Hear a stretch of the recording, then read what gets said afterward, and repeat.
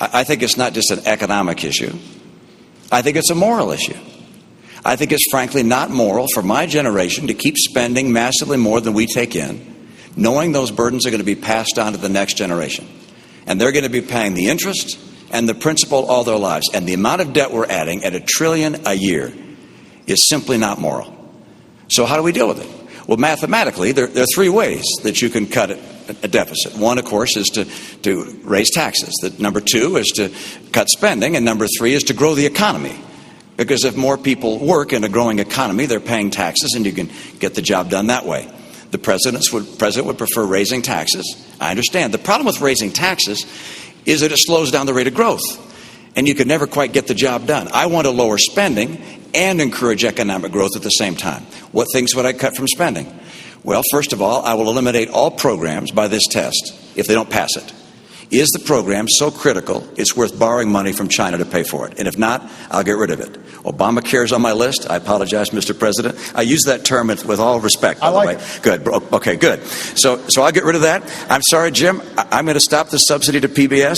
I'm going to stop other things. I like PBS. I love Big Bird. I actually like you, too. But I'm not going to keep on spending money on things to borrow money from China to pay for. So that's number one. Number two, I'll take programs that are currently good programs, but I think could be run more efficiently at the state level and send them to the state.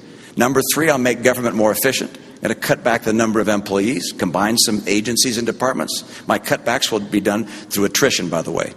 This is the approach we have to take to get America to a balanced budget. When I walked into the Oval Office, I had more than $1 trillion deficit greeting me. And we know where it came from.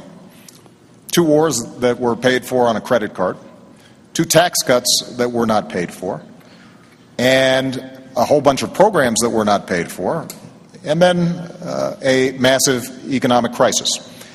And despite that, what we've said is, yes, we had to take some initial emergency measures to make sure we didn't slip into a Great Depression. But what we've also said is, let's make sure that we are cutting out those things that are not helping us grow. So 77 government programs, everything from aircrafts that the Air Force had ordered but weren't working very well. 18 government programs for education that were well-intentioned but weren't helping kids learn.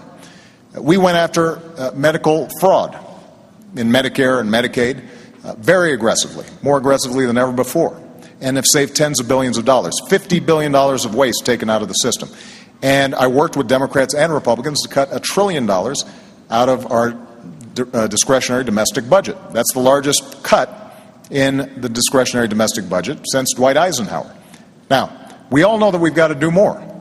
And so I've put forward a specific $4 trillion deficit reduction plan.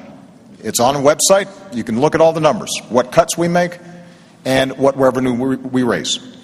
And the way we do it is $2.50 for every cut.